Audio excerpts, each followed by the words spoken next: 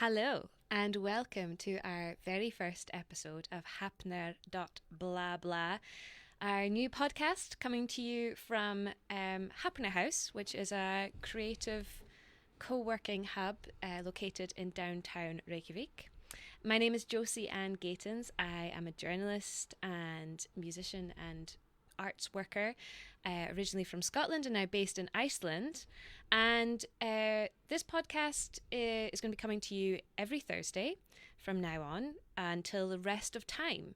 And the idea behind it is that we want to introduce you to some of the amazing creative people who are working in Hafnar.haus, doing fun things.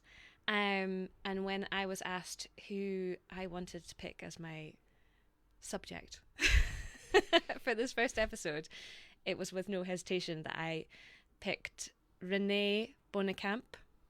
How was that? Well pronounced, yeah. Okay, thank you. Thank you. René, you would maybe describe yourself as the host, one of the hosts. One of the hosts, of Hafnar.haus. Yeah.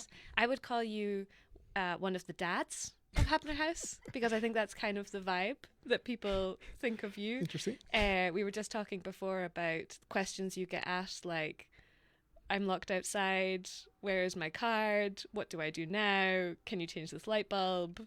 All of these things. It's quite a parental role in some ways. Yeah, probably, yeah.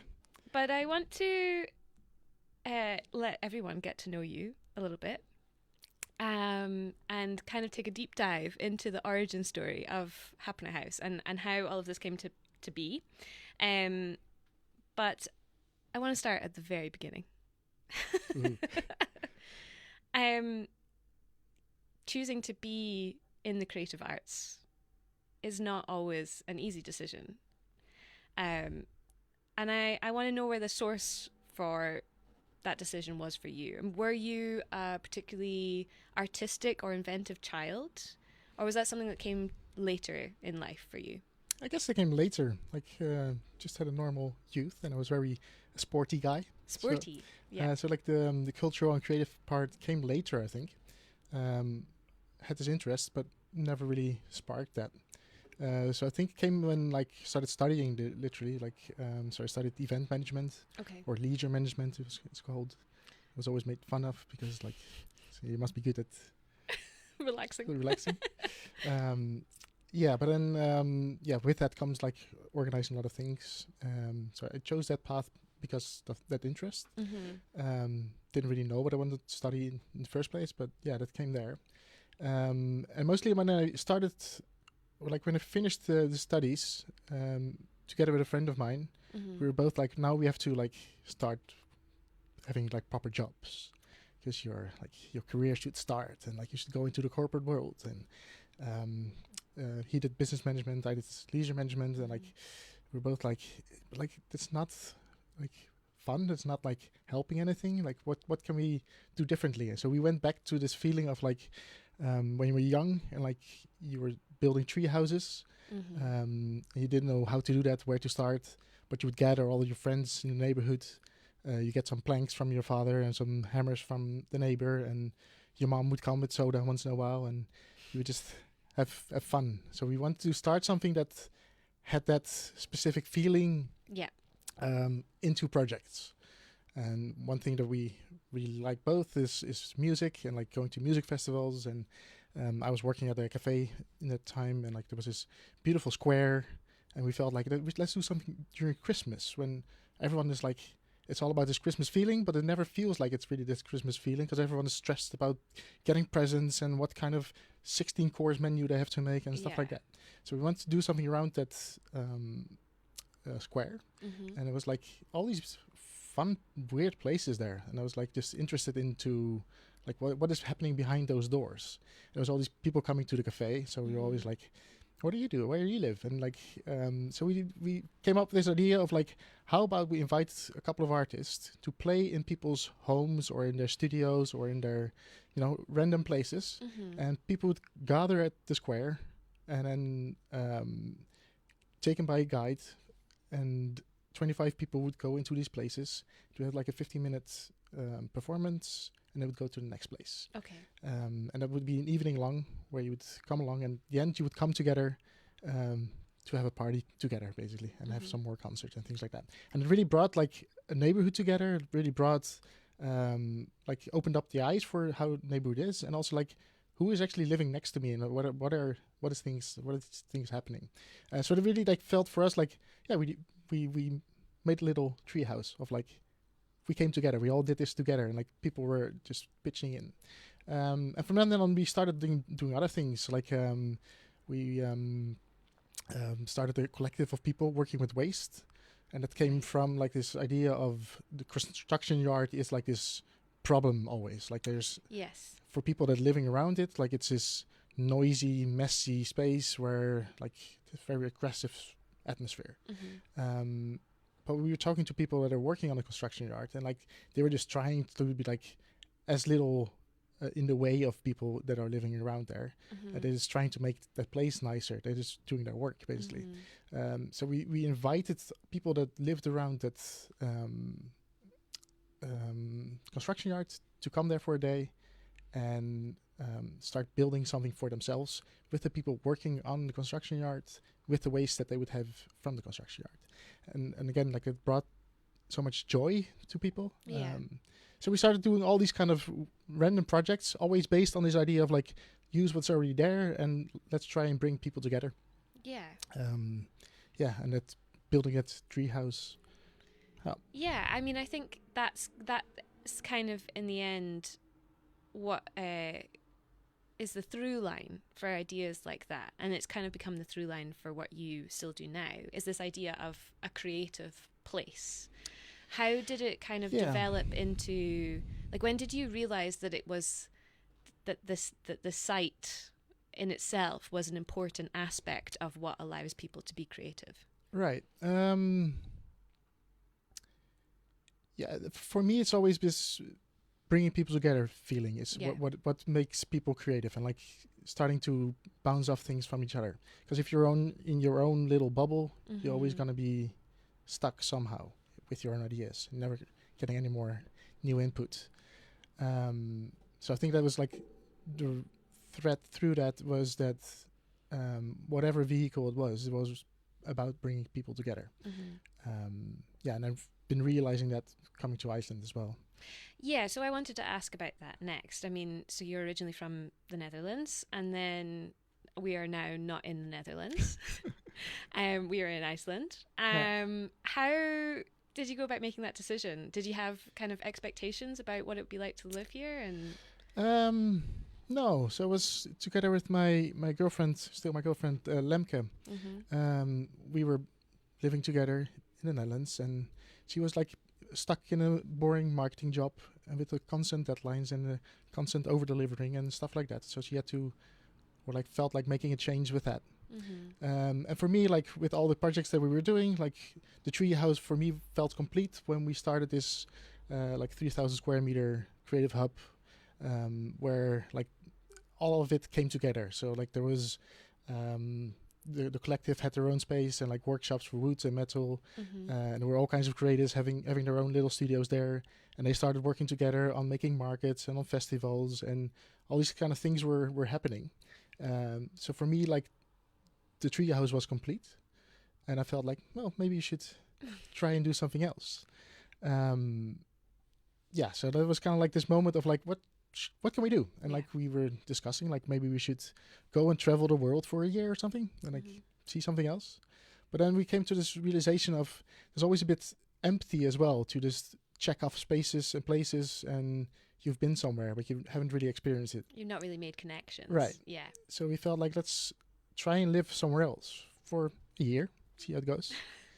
Lemke had been in Iceland before. Okay, so she had been She had been on a holiday with her family.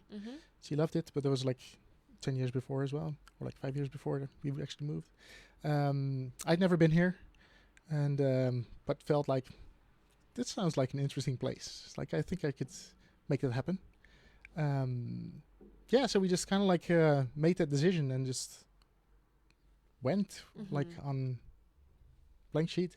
And and you're still here. Still here, that's been more than a year. It's been 9 years. Yeah, we decided to not talk about it for a year. Okay. But a year passed, and then we didn't really talk about it. We just You're just both had like fun things to do and had like felt like alive here. yeah. Yeah. I mean, that's not without its challenges in and of itself. To move completely blank to a new place and then try and make the sort of connections that you had in the Netherlands. So how did you sort of go about that? And were there any sort of people early on in your time in Iceland who you met and either started working with or felt like I found my kind of tribe here? Right. Yeah, it was kind of like this funny thing. Like I started working at a cafe, Mm-hmm. and just to there's bills to be paid, and also fun because like you in places like that you easily meet people like Right. your colleagues, but also customers and stuff like that. Mm-hmm. I also started working at the Reykjavik co-working unit, Okay. which was a place in Fiskitloth. Valdemarsson started that, and Peter Hartree took that over, and I took the baton after him. So there was also a place where I met like a lot of interesting people, like people like doing random things. Mm-hmm. And I was toying with this idea before we moved to Iceland of like because we didn't know where we were gonna move, so we had like a Google map on the iPad and like just for fun that did a swipe and like let's say stop and stopped, started zooming in and found this little island called Rockall. Yes. And like that's a ridiculous name for an island. So I started looking into it, like reading the Wikipedia and stuff like that, and started moving into it more and more. And I saw that this island was like very contested, like even though it's like a 25 by 25 meter little rock in the North Atlantic. Yeah, literally a rock. Yeah, it's like between Iceland and the UK. Yeah. And all kinds of countries trying to claim it. Yes. So I found it a very interesting idea of like, why would anyone want to have a rock where waves come over? Like birds don't even nest there; they take a poop and then they move on again. So I felt like this is something like, because it's of course like about natural resources that people want to claim that so they can expand their economical zone. Yes, for fishing and stuff. so on. Yeah, there might be some gas and stuff like that as well. Yeah, so. okay. So it's about like this weirdness of the world of like, why are people trying to claim this? Uh-huh. The thing is with that island is like that the UN law of the sea states that you cannot claim anything that cannot have an economical life of itself. Okay. Which is kind of shitty rock. No. But with that idea of like, what if you could make it habitable and like make it a place where, like in this world you could make basically everything habitable. Like, we were trying to colonize Mars, so how about a little island on this planet should be okay. Yeah. So I started with this idea of like, how can we make a festival or like we called it the traveling embassy of Rockall. Like, let's start an embassy for a non-existing country. Yes. To gather all the ideas how a country could be more utopian or more dystopian, whatever way you want to frame it. So for a 3-month long period in the year after we moved, with a lot of people, we set up this festival with a bunch of containers, and there was one container for art exhibitions, one was a library, one was for waste materials, one was like a tool shed, and then we had like between that we had like a stage for concerts and like talks and all kinds of interesting things. So I think that was like my starting point into being in Iceland and meeting all the people there, like having similar interests and stuff like that. Yeah. It was a fun period. Yeah, I mean it sounds super cool, and I think that we should make you king of Rockall as a result. I'm going to come back to this idea of like creating identity as someone in the arts, and I think it's really another through line in what you do now. But we're going to take a break to play a little game. In this wonderful box, there are some cards, and they are the random questions.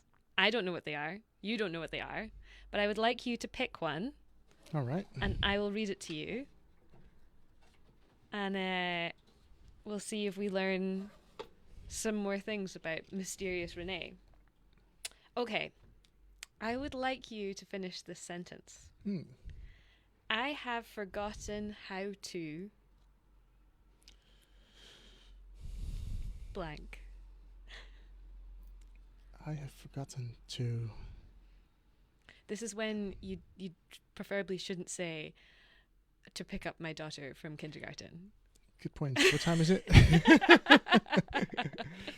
It's only 2:15. You're fine. You're right, grand. right. I must have forgotten, right? Yeah. Okay. Like, Well, that means that's good because that means you remembered how to do everything important in your life. sure.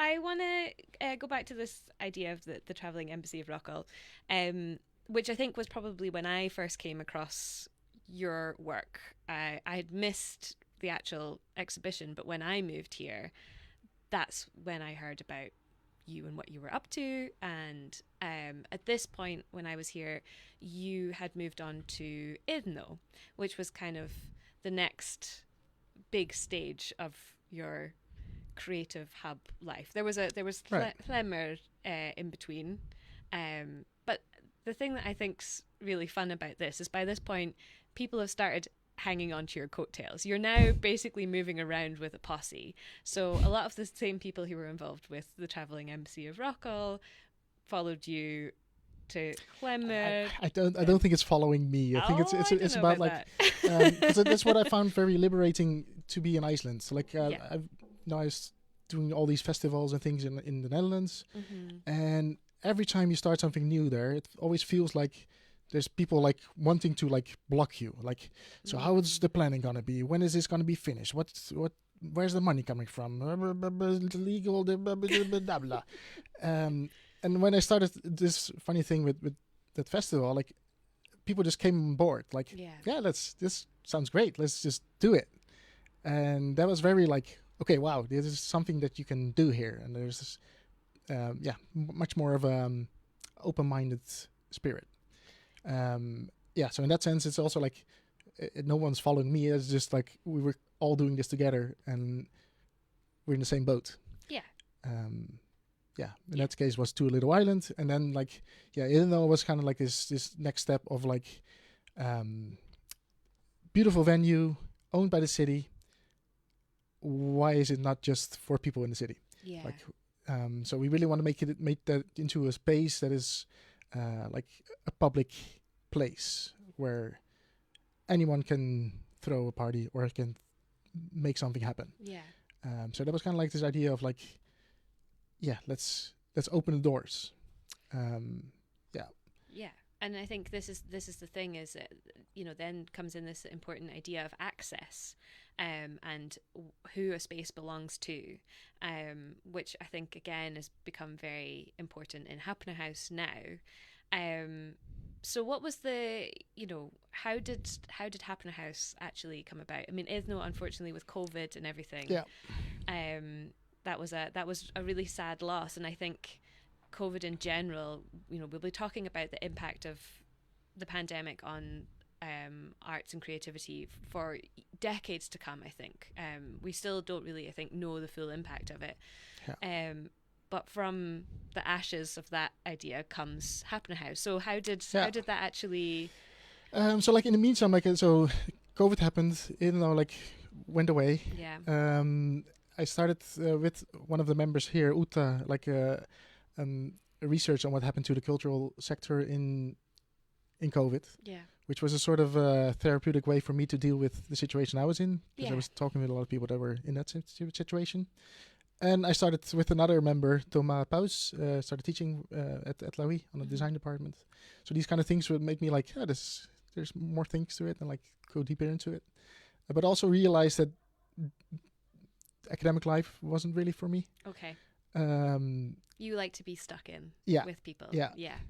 So around the time, like, Halli was, so Haraldur Thorleifsson. Yes. Was talking to a bunch of people in the creative industries. So, like he came back to Iceland, moved here, and wanted to set up a space. Yes. So he was gathering all kinds of people, and also started talking with me because he heard that I had done these kind of things, and I was interested. Like, funnily, like I had this feeling of like, but I'd done that like back in the Netherlands, right? So, but it also felt like, this is something that Iceland is missing. I've always been toying that building there. People might not know it from there, but like there's this rough industrial building there. Mm-hmm. So always like this, Behind us in the because harbour. like sort of like in my mind always like there's something should happen there. It's like this Mm-hmm. hidden gem. Yeah. Never knew that this building was open for like, because they had been empty for years. Right. Okay. I didn't know that. Yeah, so with Tali, like we started talking with other people and like how can we make something happen. Like I heard about this crazy guy called Artnar, that had been doing all these community things. Another and like, man of mystery. Let's talk to this guy. We'll get him on at some point. Someone has to volunteer to interview him. Yeah, so it was about like what can happen. That's the main point here again, is like real estate is just very expensive in Iceland, or like anywhere in the world, I guess. But like it's hard to make something happen for the creative industries where you don't outprice yourself straight away as well. It's kind of hard for like starting artists to just pay market price spaces, and that is definitely something people would need, like a space to start their careers. And like also like already established artists doesn't mean that you're like can pay his space like just like that. What I felt like there is like spaces where musicians are, or like where visual artists are, or like where designers are, but it's all a bit fragmented and all little islands. And I really felt there should be a place where it all comes together. So like, there's these cliches of like cross contamination between artists and stuff like that, but it really works that way. It's like, what can we do to make a place happening like that? So we started talking to the city as well. Like they didn't really have anything, and like where can we go? But then the city opened up this tender for this building, like hafnar.haus or hafnar.haus. Yes. Which we then came up with. We're just to give people a sense of where we are, if they don't know, we're located above the art gallery. Exactly, biggest art museum in the country, basically. Yep. Very central spot in town, which is also really important, I think, as well, because I think it's quite regular that the artists and creatives, people who might not have the sort of spending power, are often pushed to marginalised areas of the city, and then there's this process as well where they make a space very nice and livable for people, and then they like you say, they price themselves out. Whereas the great thing about hafnar.haus is it is right in the middle of downtown. It is close to the harbour, which I think gives it this kind of sense of industriousness as well. I mean, it used to be the harbour house. But it does also mean that nobody is having, generally most people who work here or live near here, people are walking to the office a lot of the time, cycling, and not having to get in the car and drive through rush hour traffic every day in order to go and do their jobs in a abandoned parking lot somewhere. So it gives it weight, I think, in the city to be specifically in the space. So there was the nice thing about it is like, so the city opened it up, and like they charge a low rent, and therefore like because we keep our overhead very low, like we can rent it out for cheap as well. So like if comparable to like storage spaces outside of the city, basically. So that gives a lot of interest in that sense, of course. But what we really found really important to do here is to not just make spaces available for people to work in, but also get spaces where people could meet. So like have this cafeteria kind of thing, have communal functions like the photo studio or the place we're recording this, or like meeting rooms, spaces where you can do gym or like meditate or whatever things could happen that makes people come together. Because that's where it's happened, and I think that's also like one of the beating parts of this thing that we're doing is like the lunch every day. So I mean, a wonderful lady as Antje really brings people together with the food that she provides. Or like the bagels on Monday morning. Every Monday at 9 o'clock. Who wants to come in on a Monday morning? But now it's exciting to come. Absolutely. And that's these enjoyable little things that are happening. Did you, the first time that you came into this building, did you feel like, did you walk in and immediately think, oh, I can do something here? Or was it Because I mean, there's been a lot of physical changes to this building as well. It doesn't look the same. It doesn't look at the all. same. No, it used to be a ministry here, Yeah. and it still had that vibe, just a bit after years of not using, a bit dusty. But yeah, I could see this happening. You could sense the magic. Yeah, like there was a doubt if we could fill like 3,500 square meters with creative people. Yeah, I mean, but if you look at our waiting list now, it's crazy. I think it shows the demand and the need for spaces like this. I mean, absolutely. And then your role in all of this, I know that you don't like to, we're not putting you on a pedestal or anything like that. We'll just quietly, praise you from a distance. But I do think it is important to talk about the role of a kind of creative custodian.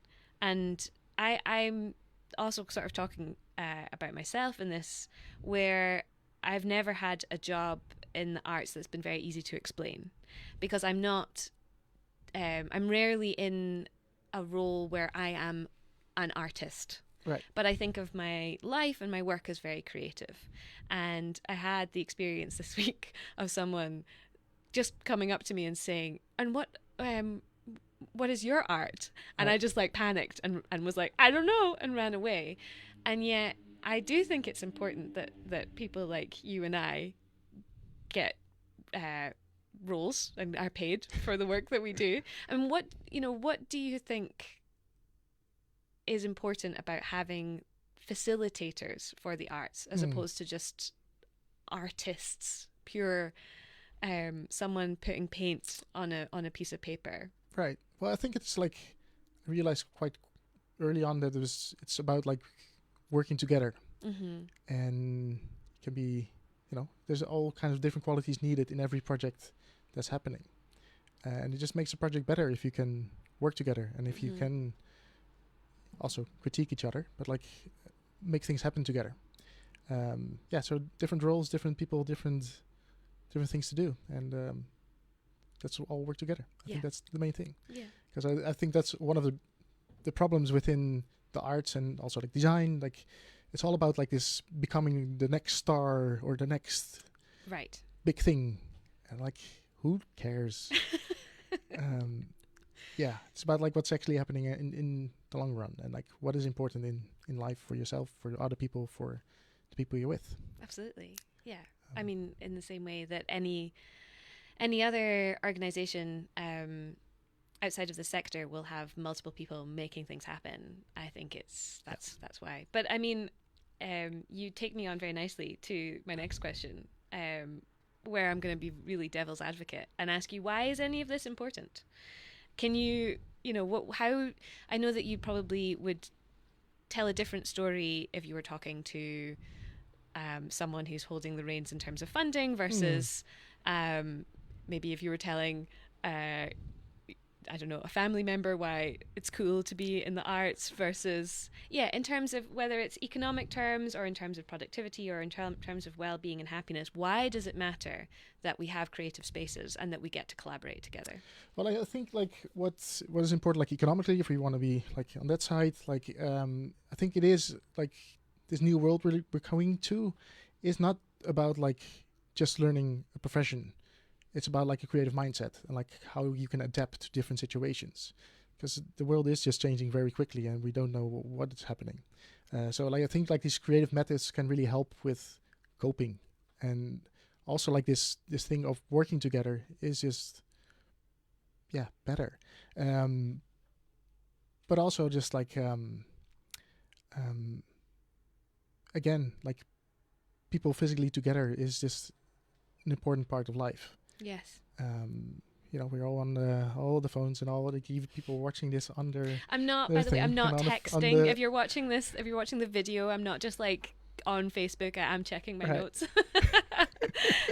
But yes, no, I do. I think, there is always this thing like we're more connected than ever, but we're more isolated than ever in a lot of ways. Just getting more and more of like the us and them, and like bringing people together can. Do we have a question out now? Yeah, so there's several people who commented how much they missed Ilno days, René's Ilno days.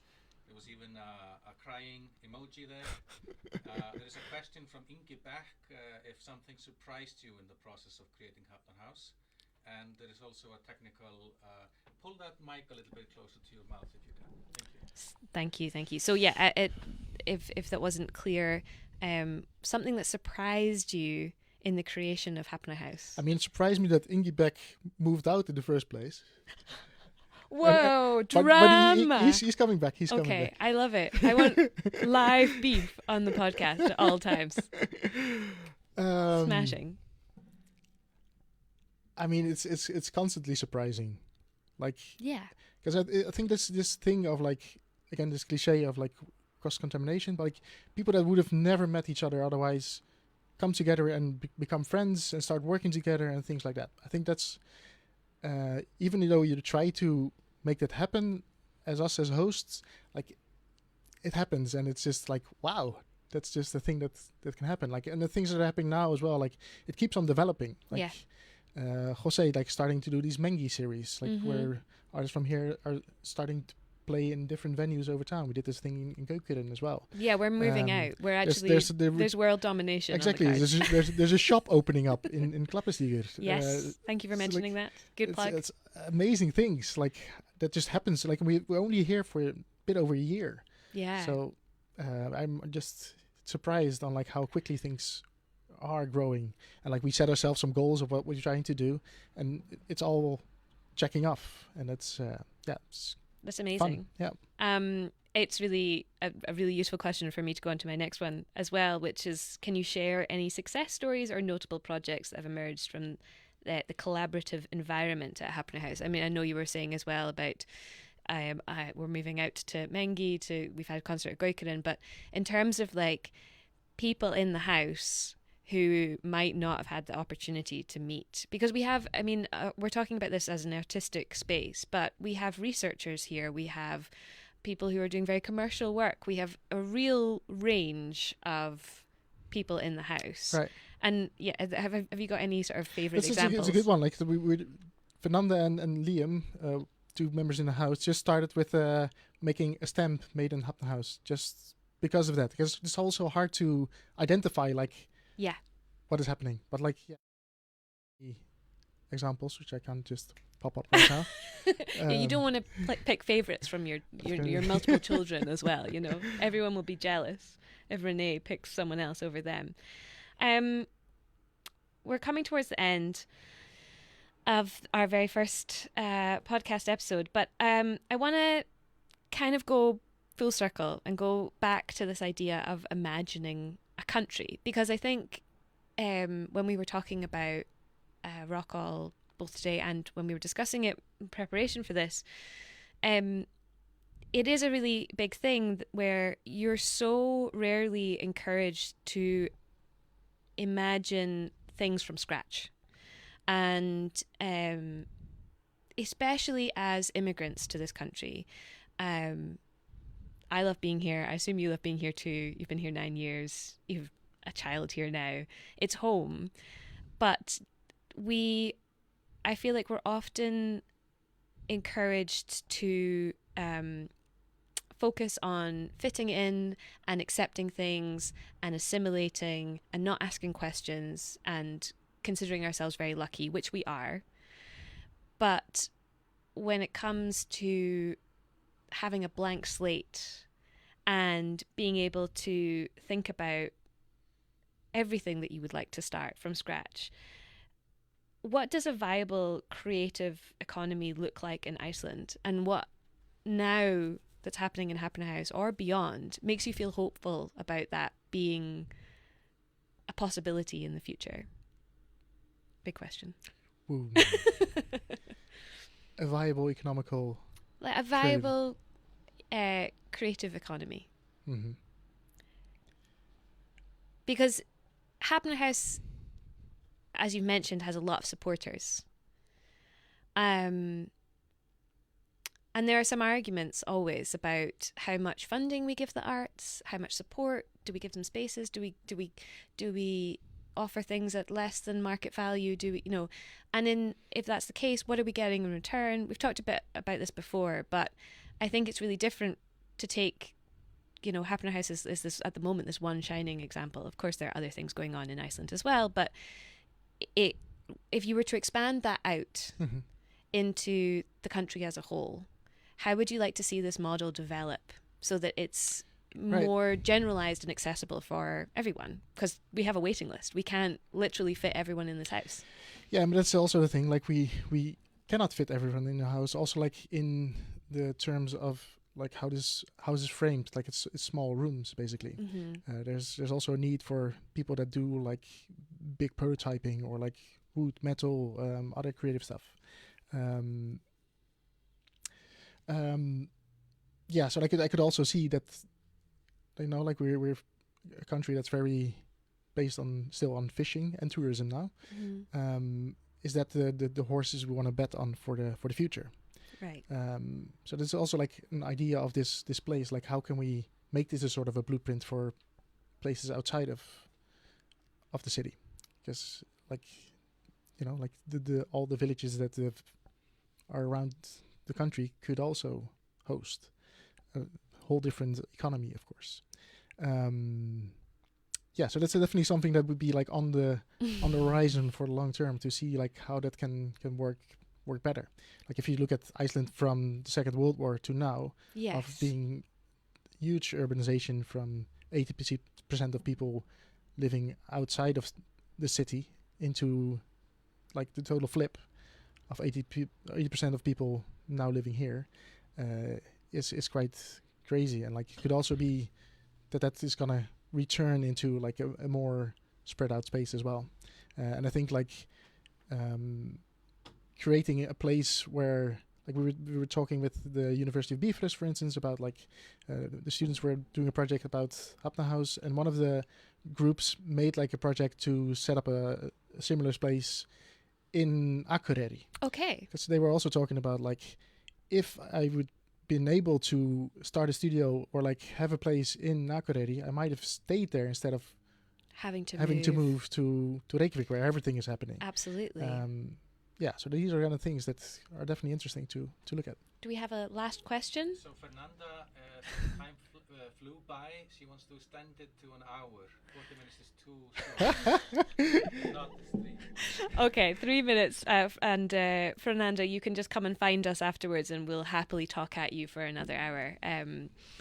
Yeah, I mean, I think that this point that you make, I think it's a really important one for the future of Iceland, is as it has been this rural society moving into an urban one. And now we're kind of all questioning how that looks in 10, 20, 50 years' time.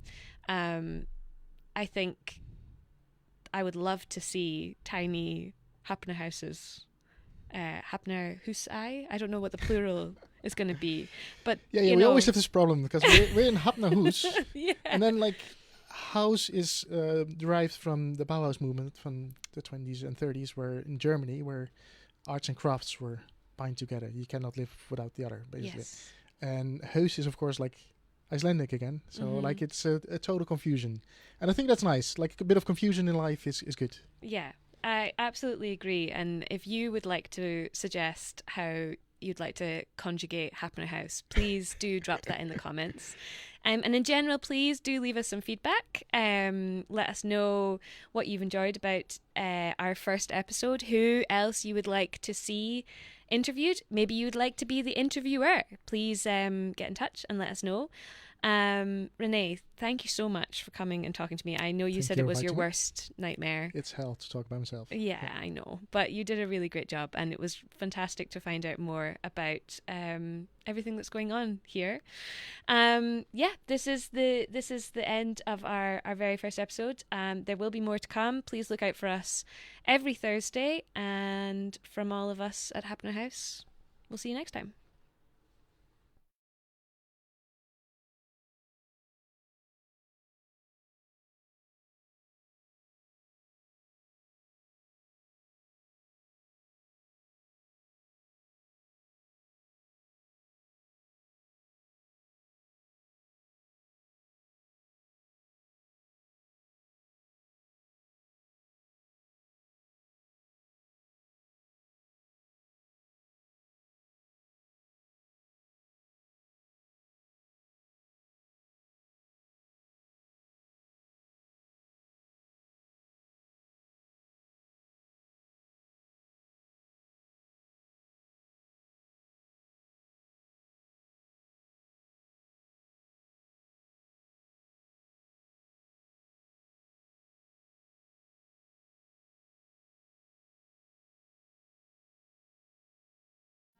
That would have been such a good answer, Renee.